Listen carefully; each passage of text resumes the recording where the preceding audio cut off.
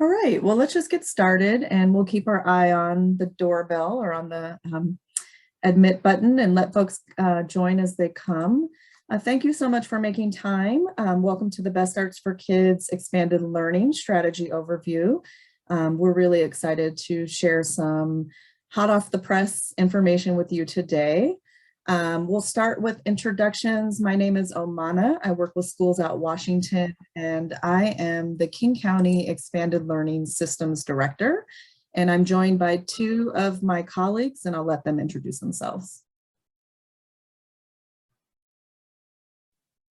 Hi, everyone. I'm Lex. I use they, them pronouns, and I am the Best Starts for Kids Program Quality Manager. And if you don't know what that is in reference to, you will by the end of our time together. Hi, everybody. It's good to be with you today. My name is Lisa Birchie Kerr. I use she, her pronouns, and my role is King County Grants Manager. And so for this initiative, I do a lot of the grant administration, contracting, reporting, and evaluation side of things. Awesome, thank you. And I should have said I use she, her pronouns. So what I want to say today is I see several familiar faces and names, and one of the things I want to underscore is that this is a new name for a strategy that has been in motion for the past 4 years. We have been partnering, Schools Out Washington has been partnering with King County since 2017 to administer and manage the funding for the Out of School Time Initiative. We are now moving forward with the initiative with a few changes, which we'll share in this presentation, but the new name is Expanded Learning. So we're all the team members here are gonna do our very best to refer to this as Expanded Learning, but it is still relatively new for us as we are talking about it. So I'm excited to share more. I want to just offer a disclaimer that since the RFP has not been released yet, we're going to keep this presentation fairly high level, and we will offer time at the end for some questions, with the caveat that we may not be able to respond in detail or specificity to the questions that come in, but we will share with you the process for getting questions answered when we have the RFP open. So Lex, if you would advance to the next slide. Great, so today's presentation, we're gonna... You muted yourself. Not sure I did that. So today we're gonna spend some time just sharing some overview of the Best Starts for Kids at King County and Schools Out Washington's partnership. We will dive a little bit more deeply into the expanded learning strategy overview, which includes an overview of 2 programming models through the initiative, as well as some program requirements. We'll talk some about eligibility, and then move into youth program quality, which is a program or a set of supports that grantees receive through this initiative. We will talk about evaluation and reporting, share some information about application supports that will be becoming available, and then open up for some questions at the end. Next slide. I also want to say that I am going to be referring to my desktop here, and so apologies if I'm not looking at you the whole time, but I want to make sure I'm getting all of the information accurate. So just to give you an overview of the history of Best Starts for Kids and Schools Out Washington's partnership.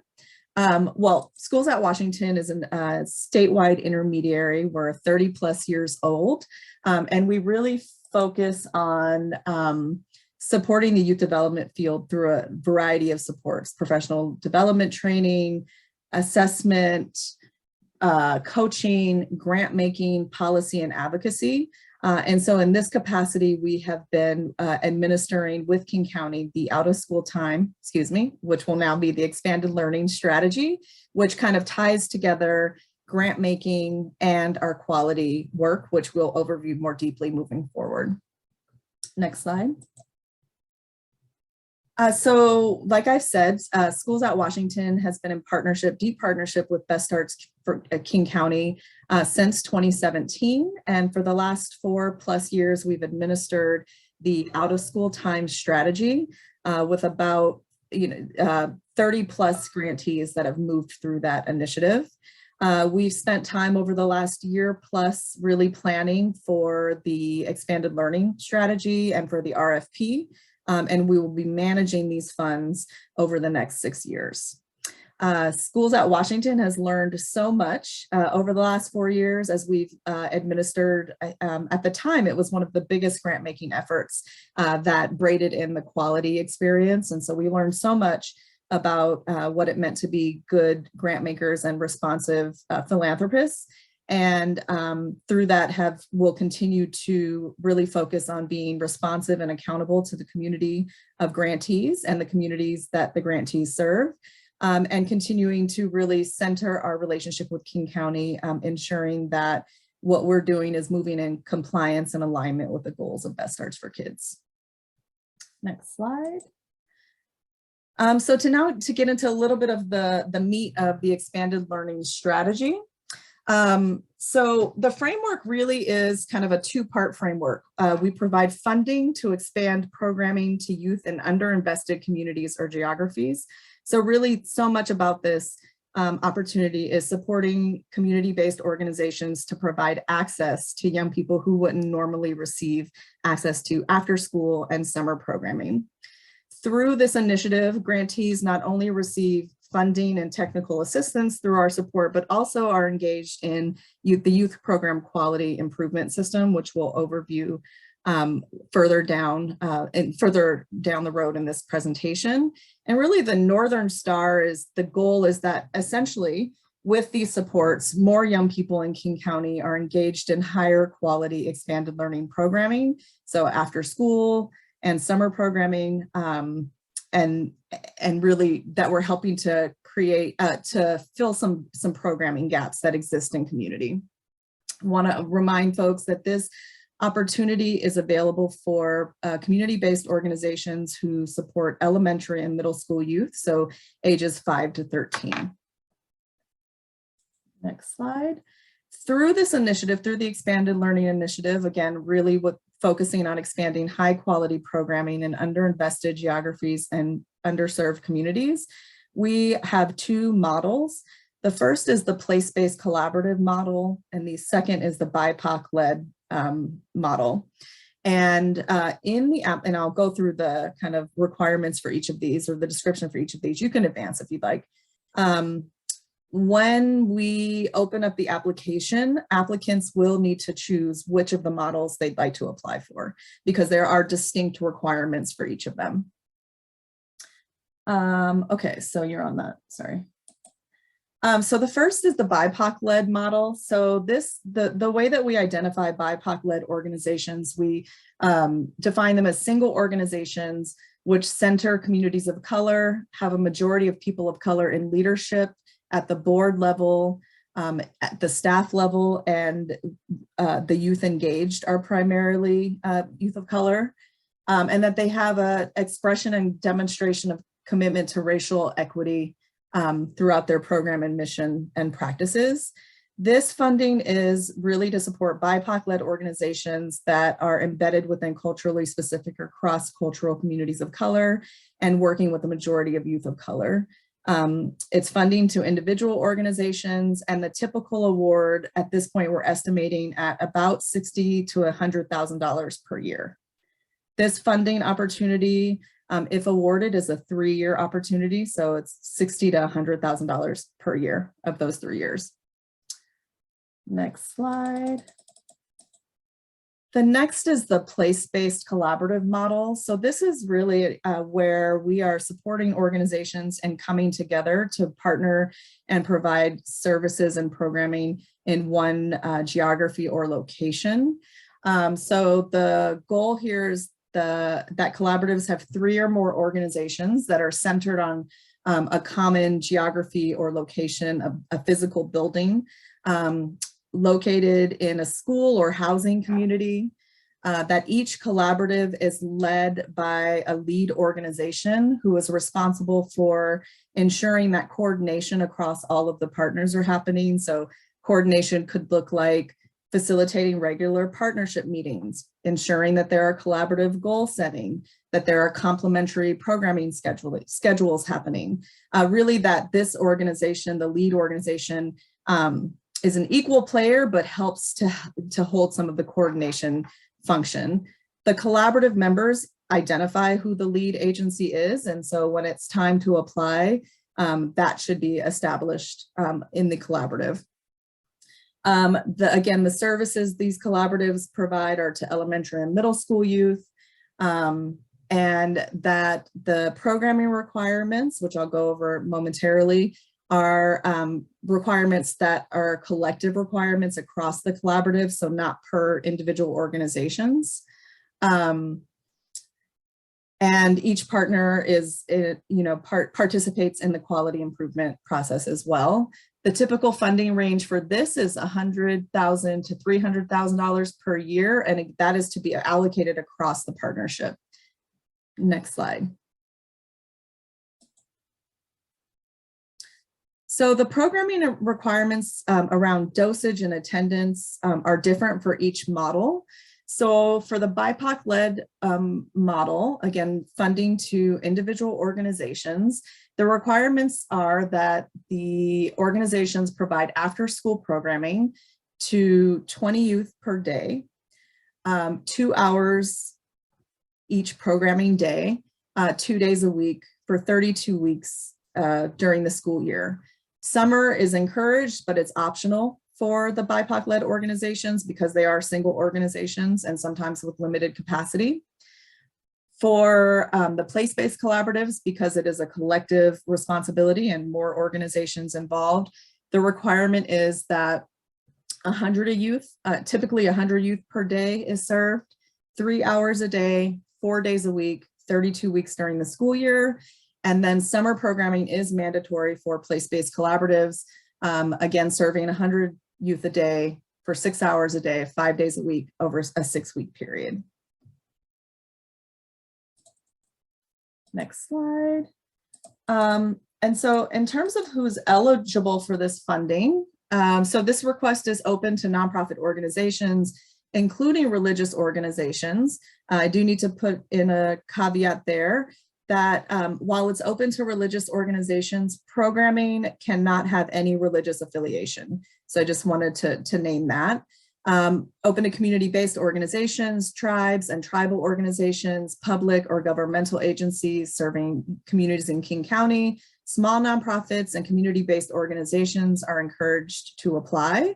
Applicants must meet one of the eligibility requirements listed here, that either they're a BIPOC-led organization and are applying for the BIPOC-led model, or they're a place-based collaborative with 3 or more partners working to support a school or housing community.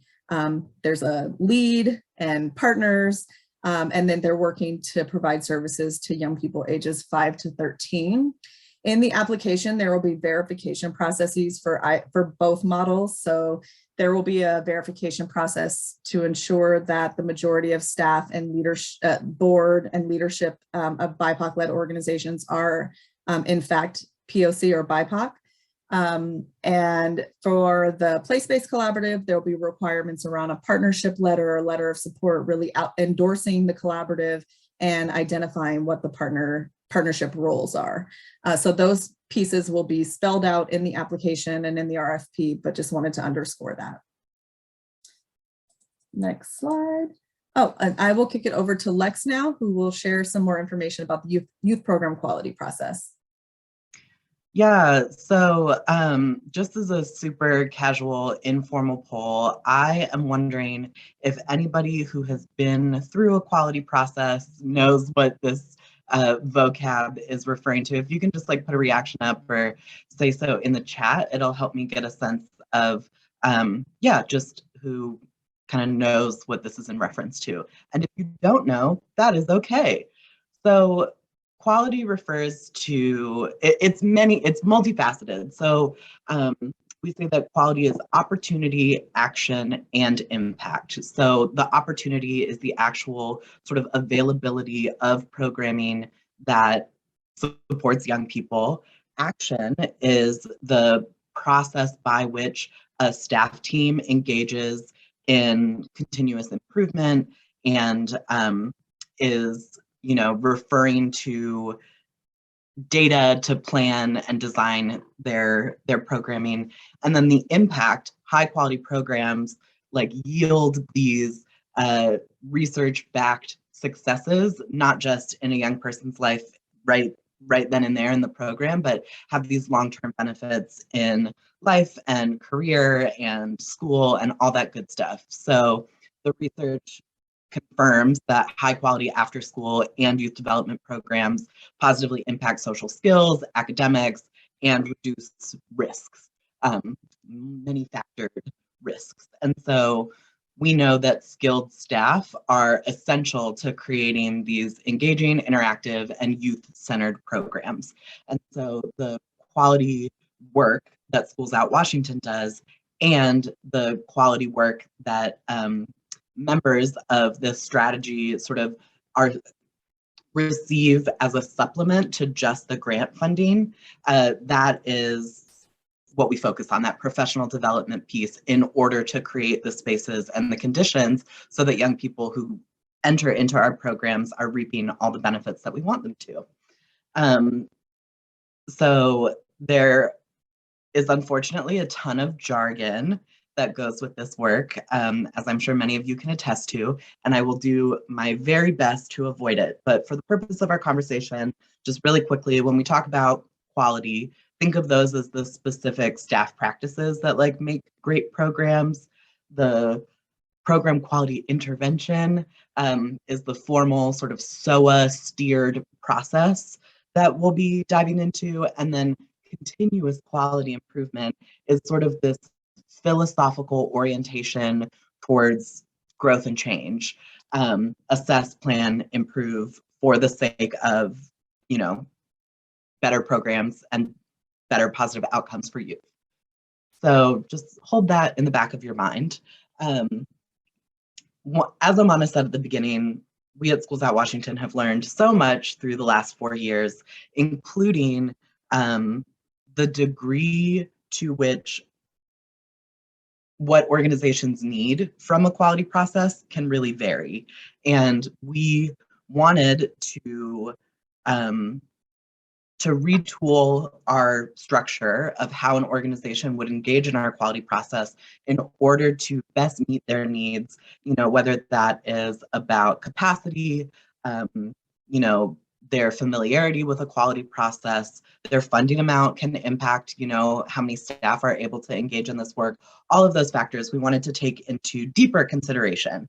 And so what we have done is designed a 3 cohort or like 3 groupings of organizations and designed some tailored supports for each of those 3 groups.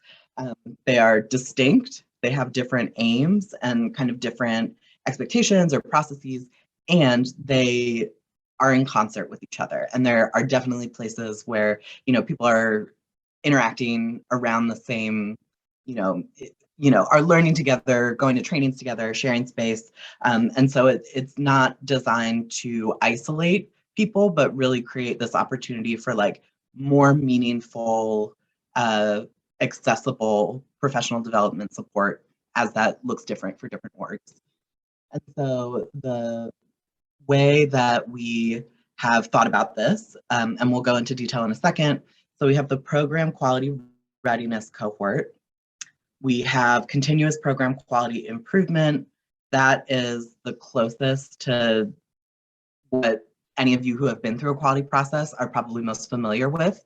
And then we have the deepening quality cohort. And the idea is that these are not hierarchical. It's not like one is better than the other or more advanced or anything. It's really about taking into consideration what are the specific professional development supports that will be most beneficial to these various groups. That slide doesn't need to exist. So the program quality readiness cohort is really building a foundation of the philosophy of continuous quality improvement, having that change orientation, developing some of those structures to orient an organization to assess, plan, improve. It's also about introducing some of those formal program quality improvement, process components.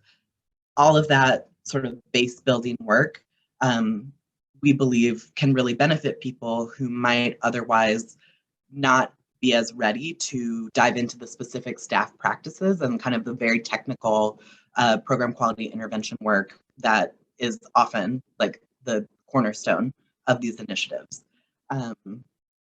So that brings us to continuous program quality improvement cohort.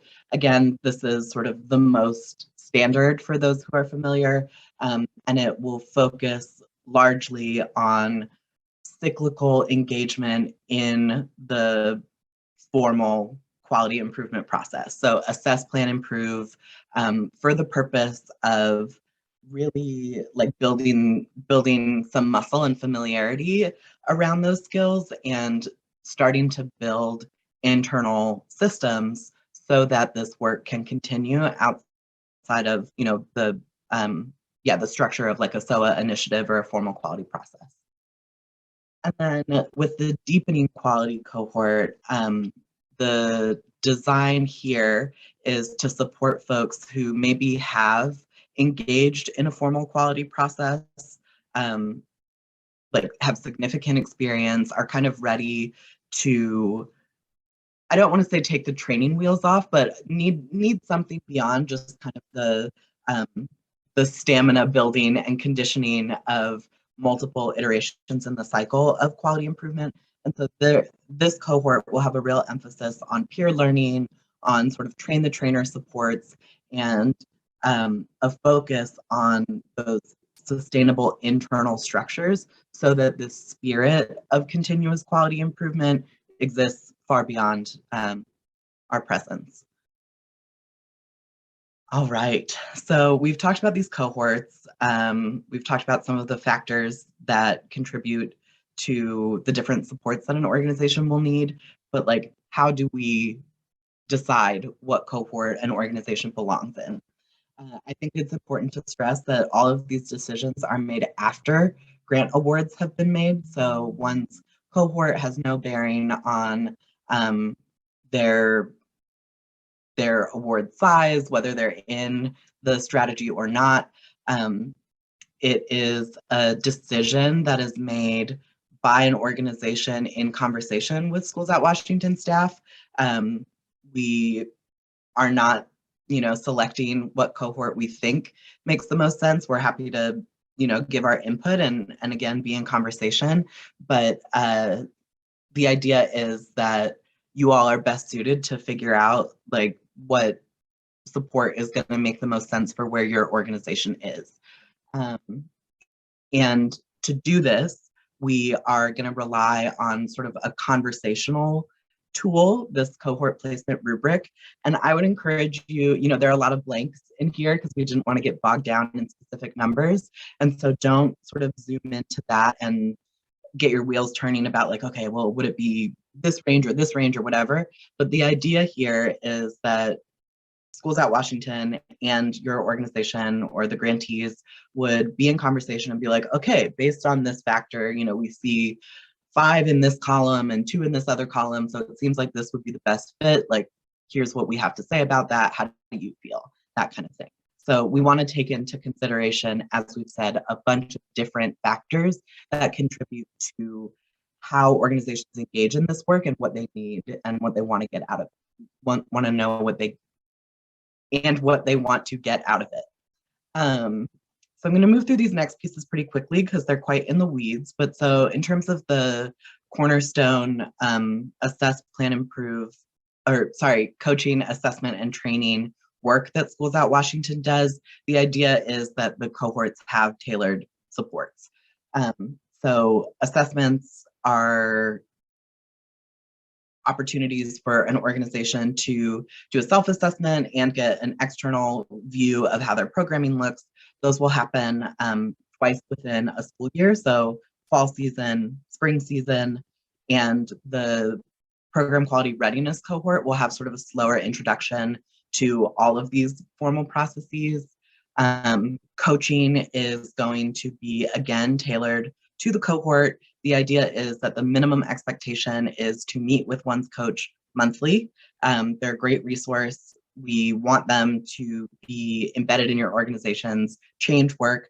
So meet with them monthly, have them engage in some of the required elements of a cohort's quality work.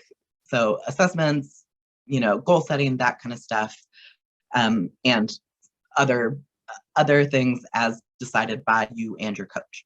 And then lastly, the trainings will prioritize the foundational information that's necessary to engage in these processes. So what is it that an organization needs in order to successfully move through a quality intervention, rather than focusing on specific skill building like emotion coaching or structure and clear limits. Those kinds of offerings and like many other kinds of youth development related trainings will continue to be available through Schools Out Washington's kind of more overarching training offerings, and members of the Best Starts for Kids initiative will have access to those things, but they'll be supplemental, again, determined by the organization themselves. So that was the very quick and very sort of surface level look at quality, and I'll kick it over to Liesl.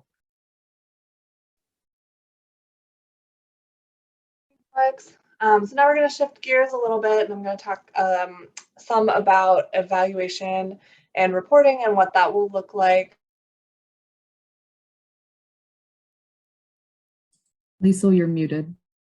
Shoot, I think we've been muting each other as we've been admitting people into the waiting room, so thanks for bearing with us. I was just saying that, yeah, we're going to switch gears and talk a little bit about evaluation and reporting, and trying to keep it pretty high level since we don't have all of the details ironed out, but it is helpful to know some about what you'll be asked to share with us as part of your reporting and what evaluation structures might look like for this initiative.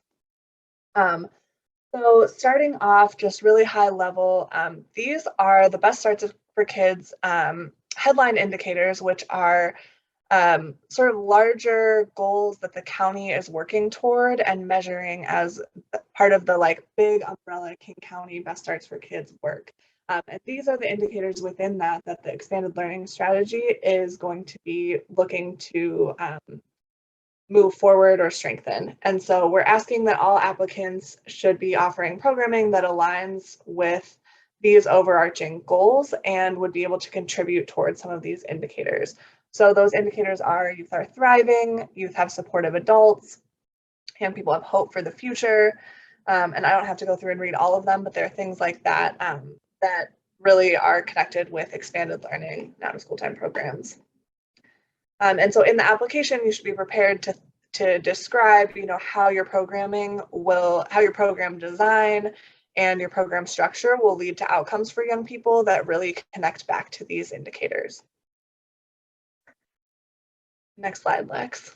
So after awards are made, sort of similar to what Lex was saying about the cohort placement, after awards are made, we're really going to be working together as partners to come up with what exactly your evaluation plan will look like for the grant. And so that will involve looking at our evaluation framework, which is similar to that of Best Starts for Kids at King County.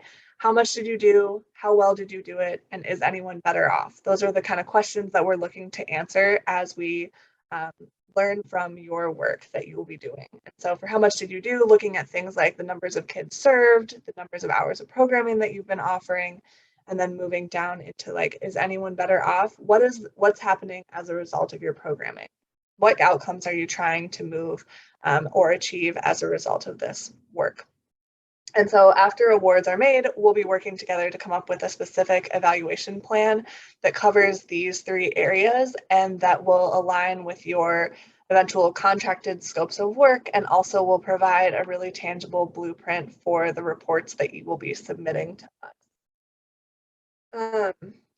Another thing that we learned in BSK 1.0, as we've been calling it, is that grantees really do need more support in data collection, determining what outcomes to measure, and in figuring out how to report that in ways that will be able to contribute to storytelling at the county level. And so we're planning to offer some more tangible technical assistance as we're coming up with these evaluation plans together, but also are encouraging grantees to dedicate up to 10% of funding toward evaluation with a strong recommendation to work with an external evaluator. That's something that we heard from current grantees, is that those who were partnered with an external evaluation support were better able to use their data and learning in real time, and also were able to more easily report things to SOA. And we'll be pulling together a pool of sort of recommended external evaluators, although it's up to each individual organization to decide what the scope of that evaluation work might look like. In terms of the nitty-gritty of the actual grant reporting, we'll be looking to get reports from grantees on a semi-annual basis. So the first 6 months of the year, January through June, that will be reported on in July, and then July through December, those reports are submitted in January. So the core of the report, there's some additional documentation that we ask for, but the core of the report is a performance measurement report that is really the quantitative pieces of your work. And then there's also a narrative report that is the qualitative side of things, as well as a financial report describing how funds have been spent during that 6-month period. And all of this reporting will be used for learning on our end and in partnership with you, as well as for contract compliance and accountability. And the cohort data in aggregate is shared with King County to inform the Best Starts for Kids annual report. And then there's some additional documentation for contract compliance that we ask for one time a year, like proof of background checks, copy of your insurance, and your 501c3 status. Next slide, Lex. In terms of actual data collection, there are a couple of pieces of youth data that grantees will be required to collect and report on, and should be prepared to have data systems in place in order to store and collect this data. And so that is the age of the young people that are served, their gender, race and ethnicity, and the zip code where young people live.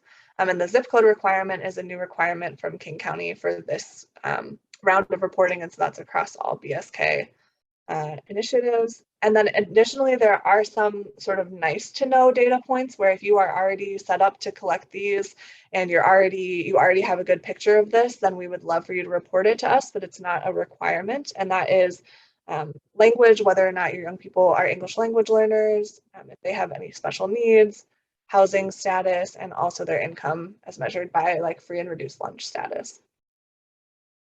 And then the last piece, sorry, going back to that slide, Lex, the last piece around this is that within the place-based collaborative model, the lead organizations will be responsible for reporting on their own programs, but they will also be responsible for reporting on behalf of the full collaborative to help us get a picture of how many young people are being served across all of the programs together.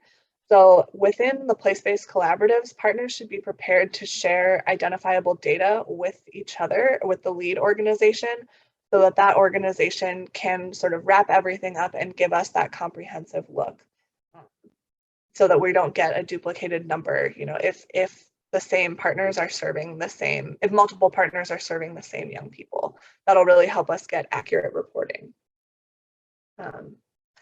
And then finally, just to talk a little bit more about outcomes and those headline indicators, as a part of evaluation planning, we'll be asking grantees to identify at least one youth level outcome measure that they will want to measure and report on. And this is really hard to do for expanded learning programs, and that it has been true for this field for a long time. And there's a lot of research, you know, talking about why high quality programs lead to better outcomes for youth. And that's one reason why we focus on quality, is because those benefits to young people are really hard to quantify and measure. And that's one thing that we learned, is that this was a real challenge for grantees. And so in order to create a little bit more support and structure this time around, so we'll be creating a menu of possible youth outcomes goals that do align with those indicators that grantees could choose to measure. And there will be some supports as well in helping folks identify the best ways to measure that for their program. And we're hoping to have a variety of different strategies for measurement, that will encompass not just like a survey, but will be more more responsive to the context that you're in. So the indicators that, or the outcomes that we'll be looking at, focus on things like supportive relationships, social emotional learning, promoting school success, developing skills, health and wellness, and community engagement. So more detail to come on all of that, but that's sort of a high level overview of the reporting and evaluation framework that we'll be working from. Thank you, Liesl. So before I touch briefly on application supports, I'm just going to summarize at a very high level what we've shared so far. So the expanded learning funding strategy is available to community-based organizations, including licensed childcare providers in King County, who serve elementary and middle school youth ages 5 to 13. And this funding is intended to provide them with money to run after school and summer programming, with the goal of providing more access in communities and geographies where programming might not be as readily as available. In addition to receiving funding, grantees are also going to be receiving a number of supports through Schools at Washington through our youth quality improvement process. And so again, that's going to be coaching, regular program assessment, and ongoing professional development training that happens kind of on a cyclical basis. Again, the kind of northern star, the big overarching goal of this initiative is really that, you know, Schools at Washington is here to support organizations in the community to provide more and better programming for young people across the county with our support. So you will, you know, grantees who are awarded will receive funding. They'll go through the quality improvement process. They'll get these supports through coaching, training, and assessment and technical assistance. And then they'll work with us on an evaluation plan. So each organization will be working towards a youth outcome goal, at least one, that they've identified that we can support in creating some measurement tools for and really getting clear about the goal. But there will be a requirement to have data collection systems in place to ensure that there's communication happening between partners, as Liesl has shared.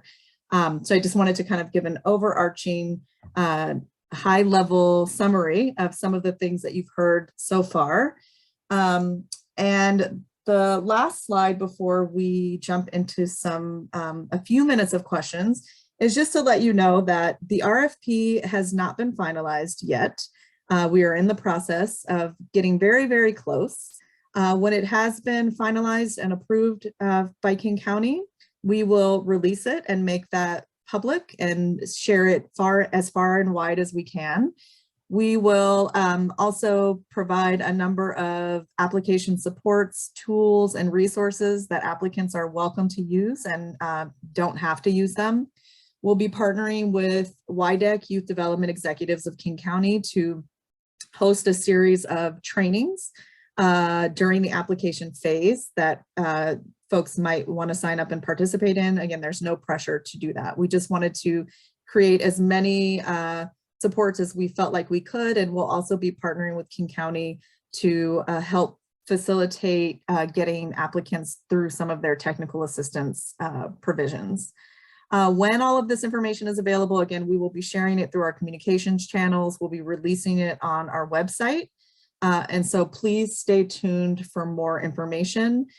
When the RFP is open, there will be, and we'll spell this out through communications, but there will be an FAQ process. So as you are reviewing the RFP and the supplemental materials, if there are questions, we will provide very specific ways for you to get us those questions, and we will get responses out in a timely fashion. The goal for us is really to ensure that the information is available and that it's clear. We want this to be accessible, and we want to reduce as many barriers as possible to applying. And so really do welcome questions at that point.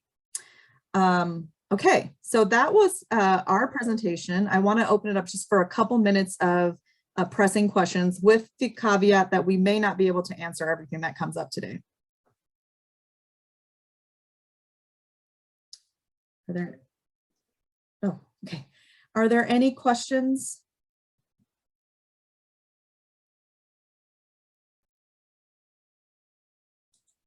Great. Well, if there aren't any questions, I really want to thank you all for, yes. I just saw one coming in the chat. Just can you say more about the average of 100 students served per day? And that, as a reminder, is just for the place-based collaborative side of things. Yeah, so the goal is that, the hope is that organizations who partner together, 3 or more organizations in the collaborative format, will serve 100 youth per day, 4 days a week during the school year and 5 days a week during the summer. So that is a baseline attendance goal that we've set. I see a question. And that, sorry, I was just going to add to that, that's across all partners in the collaborative. It's not one organization needing to serve that many as a whole. Yes, thank you, Lisa. It's a collaborative goal. Also in the chat, do you have an idea of when the RFP will be released, just generally? We don't know that for certain. I'd say within the next 2 months, most likely. We are working to get to that stage. And so please, if you haven't signed up for SOA's newsletter, please do that. If you haven't signed up for the Best Arts for Kids blog or newsletter at the King County level, please do that, because communications will be coming through all of those channels. And then finally, a question from Sayun, will we be able to apply for more than one site per organization? Yeah, so organizations can apply for more than one, can submit more than one application. And, you know, it is really going to be up to the review panel to determine whether or not those applications are awarded. And then another question from Jenny, for smaller rural or less populated areas, is the 100 per day requirement negotiable? At this point, the goal is 100 per day. And so that's what we'll be looking for in the application requirement. There may be an opportunity to negotiate. However, that is not likely, I'll say at this point, but we would be open to discussion. And so please, as we get to the review process, as we get to the application process, if you're interested in applying, please do submit that question via FAQ and we'll come back with a formal response. And I appreciate you asking that.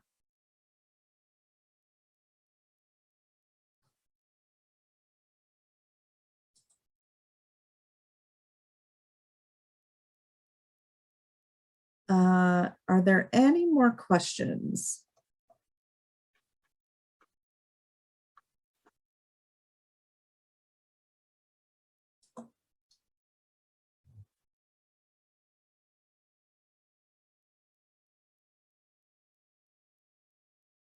Okay, great. Well, it has been a pleasure to see some of you and see your names. As I said, please keep your eyes open for any further communications. And Amana, yes. Brenda has the question, who will review the RFP pool of applicants? Oh, great question. So we will be following the format that Best Arts for Kids has set up. So this is what we did in what we call 1.0. We will be assembling a review panel of external reviewers who will be reviewing the applications and making a set of recommendations. So Schools Out Washington won't make decisions, but we will facilitate the process in which the reviewers go through to develop a set of recommendations. That set of recommendations will go to King County, and King County will be the ultimate decision maker.